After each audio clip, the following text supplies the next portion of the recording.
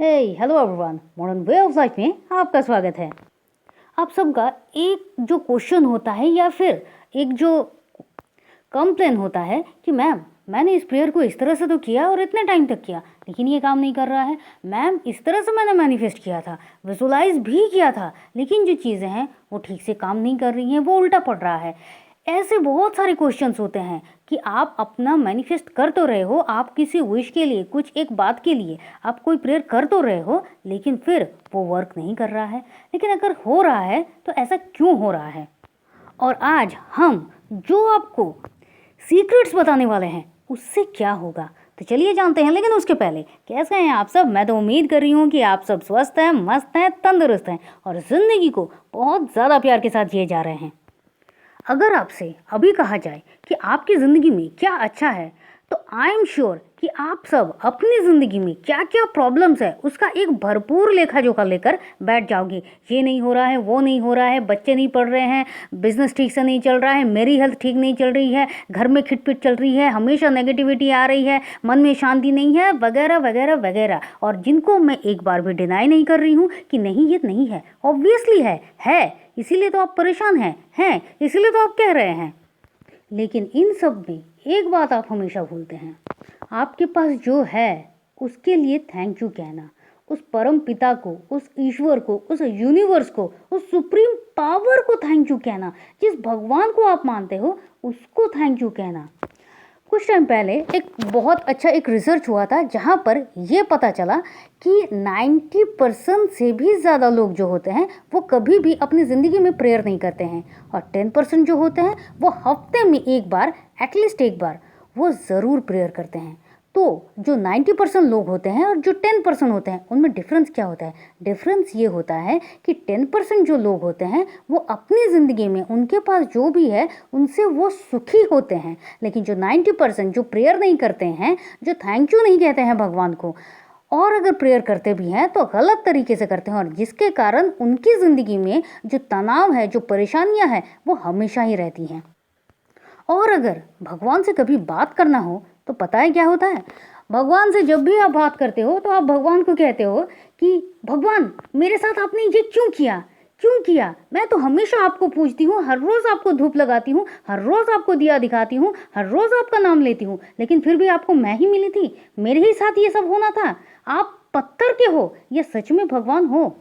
और ये तो और ज़्यादा पॉइंट है, पॉइंट नंबर 2, कि अगर आपको कुछ भी कहना होता है तो आप हमेशा भगवान से मांगते हो, भगवान मेरे पास ये नहीं है, प्लीज़ मुझे ये दे दो, बस ये दे दो तो मेरी ज़िंदगी की हर परेशानी जो है वो ख़त्म हो जाएगी। मतलब बार बार आप ये शो कर रहे हो भगवान को, उस यूनिवर्स को, उस सुप्रीम पावर को अपनी क्या वाइब्रेशन दे रहे हो। आपके पास कोई एक चीज़ नहीं है, मतलब सबसे पहले आप भगवान को दोष दे रहे हो, वहाँ पर तो एक ग्रैटिट्यूड लेस लाइफ आप जी रहे हो। और सेकंड पार्ट में क्या कर रहे हो कि आप जब मेरे पास क्या नहीं है इस वाइब्रेशन को भेज रहे हो और बहुत तगड़े तरीके से भेज रहे हो, तो वही चीज़ें आपके पास रिटर्न आ रही है और आप इन पर बिल्कुल भी ध्यान ही नहीं दे रहे हो। आप क्या कहते हैं? भगवान मेरी हेल्थ ठीक कर दीजिए, मतलब आपकी हेल्थ बहुत ख़राब है। भगवान मेरा जो बिज़नेस है वो बहुत अच्छा चले, मतलब वो अभी ख़राब चल रहा है। मेरे बच्चे बहुत शैतान हैं, इनको थोड़ी सी बुद्धि दीजिए, ये बिल्कुल नहीं पढ़ाई करते हैं।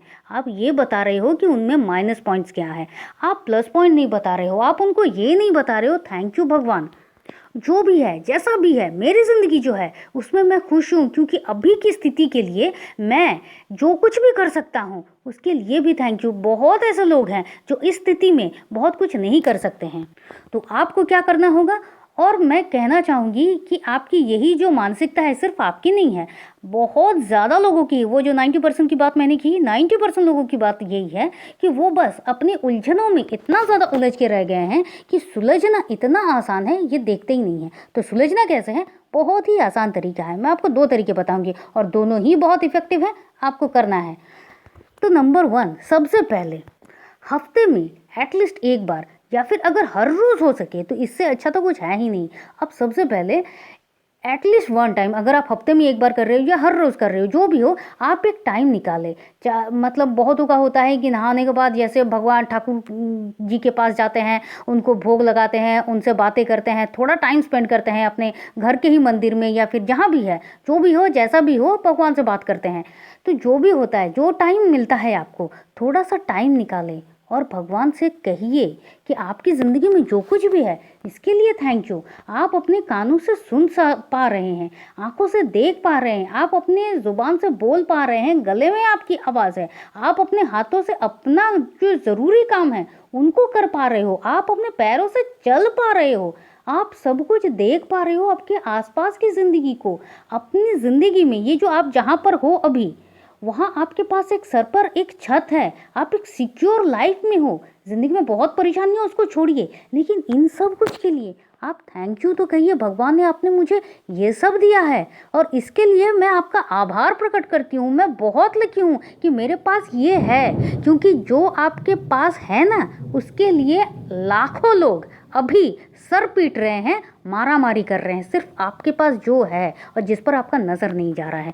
तो इसको तो आप अगर हर रोज़ करते हैं कि जो कुछ भी है मेरे पास, उन सब कुछ के लिए thank you, gratitude, gratitude, show your gratitude, इसको ही कहते हैं रियल लाइफ में प्रार्थना करना। एक बात देखिए ना, हम एकदम बचपन में जाते हैं, वहाँ पर जब या फिर दादी नानी के पास से या फिर स्कूल में जो प्रेयर होता था, वहाँ पर हम क्या प्रेयर करते थे? इतनी शक्ति हमें देना दाता, मन का विश्वास कभी कम होना अपनी, या फिर हमको मन की शक्ति देना, मन विजय करें, दूसरों को जय से पहले खुद को जय करें। ये सब क्या है? ये प्रेयर जब हम बचपन में गाते थे, हम कभी मांगते नहीं थे, हमें सिखाया जाता था कि भगवान को थैंक यू करो। हम जितना बड़े होते गए, जितना अप टू डेट होते गए, हम उलझते गए कि हमारे पास क्या नहीं है और हम सुलझने रास्ते को खुद ब खुद बंद कर गए। बच्चे इसलिए खुश होते हैं हमेशा, उनकी ज़िंदगी में इतना प्रॉब्लम नहीं है, वो थैंक यू करना जानते हैं, वो हर रोज़ प्रेयर करते हैं, स्कूल में कहिए, दादी नानी के पास कहिए, किसी भी तरह से करते हैं। हम भूल गए हैं, इसलिए लाइफ में प्रॉब्लम है। तो नंबर 1, आपको हर रोज़ अगर हर रोज़ आप करते हो तो इससे ज़्यादा मैजिकल और कुछ हो नहीं सकता है कि आप भगवान को थैंक यू कह रहे हो। और नंबर 2, आपको जब भी वक्त मिलेगा आप होपोनोपोनो प्रेयर को करना शुरू कीजिए।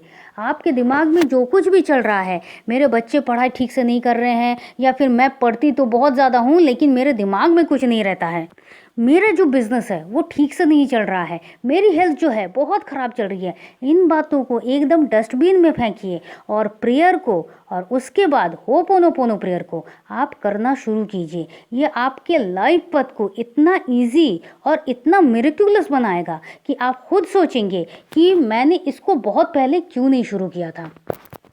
क्योंकि होपोनोपोनो प्रेयर के मिरेक्युलस रिजल्ट के बारे में, ये ज़िंदगी में क्या अमेजिंग बदलाव लाता है, क्या आपकी ज़िंदगी में मिरेकल कर जाता है, इसके बारे में नए सिरे से कहने की मुझे कोई ज़रूरत ही नहीं है, क्योंकि इसके बारे में बहुत सारे वीडियोस ऑलरेडी मैंने चैनल पे दे रखे हैं। आप चाहे तो आप उसको चेकआउट कीजिए, डिस्क्रिप्शन बॉक्स में भी उसका लिंक है। और रही बात प्रार्थना की, सही प्रार्थना तो यही है जो अपने मन से भक्ति को निकालकर ईश्वर के सामने समर्पण करें। यूनिवर्स के पास आप जो वाइब्रेशन दोगे, यही तो बात है ना, लॉ ऑफ अट्रैक्शन की भी बात जो कर रहे हैं, जो डिज़ायर लाइफ की भी बात जो कर रहे हैं कि आपकी मैनिफेस्टेशन पूरी नहीं हो रही है, इसकी भी जो बात कर रहे हैं। क्यों नहीं हो रही है? क्योंकि आप गलत जो वाइब्रेशन है उसको आप सेंड कर रहे हो यूनिवर्स को। देखिए, आप हमेशा खुश होकर जब यूनिवर्स को कहोगे तो ही वो वाइब्रेशन है, ऐसा नहीं है। आप रोते रोते, बिलखते हुए जब कुछ भी कहते हो, भगवान ये मेरे साथ क्या हुआ, ये गलत हुआ, ये भी आपकी तगड़ी वाली वाइब्रेशन जा रही है यूनिवर्स को, और आप समझ ही नहीं पा रहे हो कि आप क्या नेगेटिविटी को सेंड कर रहे हो। तो जो आप कह रहे हो वही आपके पास रिटर्न आ रहा है। तो फिर जो आपके पास है उन सब कुछ के लिए जब आप थैंक यू कहोगे तो वो दुगनी तेज़ी से आपके पास फिर से आएंगी। मैं आपको इस रिलेटेड एक बहुत ही प्यारी सी एक स्टोरी आपको सुनाती हूँ। स्टोरी नहीं है तो सच्ची, मैं तो एटलीस्ट इसको सच्ची मानती हूँ। जब सुदामा और श्री कृष्ण, वो तो बचपन के बड़े अच्छे दोस्त थे। अब जो सुदामा की जो हालत थी वो बहुत ख़राब थी, ये भी हम सब जानते हैं। श्री कृष्ण को सब कुछ पता था, वो तो भगवान है, उनको तो सब कुछ पता है। तो जो सुदामा की जो पत्नी है वो सुदामा को कहते हैं कि आप एक बार श्री कृष्ण के पास जाइए, वो आपके मित्र हैं, उनके पास जाइए तो हमारी जो भी आर्थिक स्थिति है वो ठीक हो जाएगी। लेकिन सुदामा बड़े खुददार इंसान, नहीं, मैं अपने दोस्त के पास जाकर कुछ भी मैं मांग नहीं सकता, वो इतना बड़ा राजा और मैं कहाँ एकदम ऐसा ब्राह्मण, बहुत ही दरिद्र ब्राह्मण, मैं नहीं जाऊँगा। तो उनकी पत्नी ने, सुदामा की पत्नी ने कहा आपको कुछ भी करने की ज़रूरत नहीं है, आप सिर्फ उनके पास जाइए, वो सब समझ जाएंगे। तो ठीक है, जो भी हो, अब सुदामा तो आए। अब आने के बाद जो उनकी जो बहुत ही आवभगत हुई, उनका जो वेलकम हुआ वो बहुत ही अच्छी तरीके से हुआ, ये सब भी हमने देखा है। अब क्या हो रहा है कि अब जब कृष्ण और सुदामा एक साथ बैठे हैं गप्पे करने के लिए, अब कृष्ण उनको बार बार प्ररोचित कर रहे हैं कि वो अपनी दुख की जो बात है वो कहे तो कम से कम, मेरा मित्र आया है, अपने मन तो खोले मेरे सामने, मैं चाहता हूँ वो खोले। वो बार बार कोशिश कर रहे हैं सुदामा को कहने की कि घर में कैसे है, बच्चे कैसे हैं, स्थिति कैसी है, क्या चल रहा है, बहुत कोशिश कर रहे हैं। सुदामा की वो होती है ना कि बात एकदम होठों तक आ गई है, अब निकलने वाली है, वहां से सुदामा बात को पीछे खींच ले रहे हैं। नहीं, सब कुछ ठीक है, बहुत अच्छा है, भगवान ने जो कुछ भी दिया है मुझे, मैं बहुत सुखी हूँ, बार बार वो वही कर रहे हैं। और लेकिन उनकी जो वर्तमान स्थिति है वो बहुत ही खराब है। ठीक है, अब श्री कृष्ण तो ये समझ गए कि वो बिल्कुल भी कुछ नहीं कहेगा। और इसके 2-3 दिन के बाद सुदामा अपने घर को वापस आ गए। उन्होंने कुछ भी नहीं कहा। वो अब सारा रास्ता सोचते हुए आ रहे हैं कि मैंने तो कुछ भी नहीं कहा, लेकिन जो भी हो मैं उसको कह नहीं पाया, वो मेरा मित्र है, और बहुत सारी बातें वो सोचते सोचते आ रहे हैं। अब जब वो घर को आए, उनको अपना घर दिख ही नहीं रहा है। क्यों? क्योंकि श्री कृष्ण ने और रुक्मिणी जी, जो कि लक्ष्मी जी का ही एक अवतार थी, क्या किया, उनके घर को महल में तब्दील किया।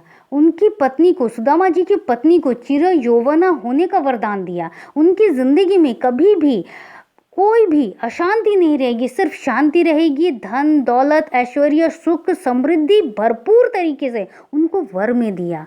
और जिस राज्य के वो प्रजा थे, वो राजा भी आकर सुदामा को अपने साथ ले गए, क्योंकि उनको अपने राज्य में एक बहुत बड़ा पद सुदामा को देना था। अब बात ये है कि मांगा नहीं सुदामा ने, सिर्फ कहा सब कुछ ठीक है, मेरे पास जो है उन सब कुछ के लिए मैं बहुत आभारी हूँ, बहुत कृतज्ञ हूँ। वो जब देता है ना तो छप्पड़ फाड़ के देता है। तो जो भी हो, प्रार्थना यही होनी चाहिए कि हाँ, आपने जो कुछ भी दिया है, जिसके लिए मैं यहाँ पर हूँ, उन सब कुछ के लिए बहुत थैंक यू हूँ। और उसके साथ साथ जब आप होपोनोपोनो प्रेयर कर रहे हो, वहाँ पर आपकी फॉरगिवनेस भी हो रही है, वहाँ आपका ग्रैटिट्यूड भी हो रहा है। आपने अगर कुछ गलती की है, उस गलती के लिए भी आप माफ़ी मांग रहे हो, और साथ साथ आप आई लव यू भी कह रहे हो। मतलब क्या, आप अपने अंदर बसे उस भगवान को, उस ईश्वर को, सबको आप थैंक यू भी कह रहे हो, आई लव यू भी कह रहे हो, उनसे माफ़ी भी मांग रहे हो अपनी गलती के लिए। तो फिर इससे बड़ा प्रेयर और कुछ हो नहीं सकता। और यही रीज़न है कि आपकी ज़िंदगी में वो जो मैजिक होता है वो मैजिकली हो जाता है। तो मैं ये उम्मीद कर रही हूँ कि आपको ये वीडियो अपनी ज़िंदगी में लाइफ चेंज करने के लिए बहुत ज़्यादा सहायक होगा। और आप अगर चाहते हैं सच में कोई हीलिंग लेना, या फिर आपको लगता है कि मैं जिस लाइफ में जिस प्रोसेस से अभी गुजर रही हूँ या गुजर रहा हूँ वो बहुत ही ज़्यादा मुश्किल भरा है, और अगर आप चाहते हो तो फिर आप होपोनोपोनो एडवांस होपोनोपोनो का हीलिंग सेशन हमने शुरू किया हुआ है, जो कि ये अगस्त ही चलेगा, और इसका जो चार्ज है वो 555 है। आप चाहें तो आप हमसे कांटेक्ट कर सकते हैं, ये हीलिंग सेशन ले सकते हैं। फिर चलिए, फिर मिलते हैं, और तब तक के लिए खुश रहिए, मस्त रहिए, आबाद रहिए, क्योंकि ज़िंदगी जीने का तरीका बस यही तो है। अगर आप हमारे साथ अभी तक हैं तो प्लीज़ वीडियो को लाइक कीजिए, शेयर कीजिए, सब्सक्राइब कीजिए, कमेंट बहुत ज़्यादा ज़रूरी है। आप चाहे तो आप हमारे व्हाट्सएप ग्रुप में भी ज्वाइन कर सकते हैं। व्हाट्सएप ग्रुप का लिंक हमने डिस्क्रिप्शन बॉक्स में दे दिया है। Thank you and thank you.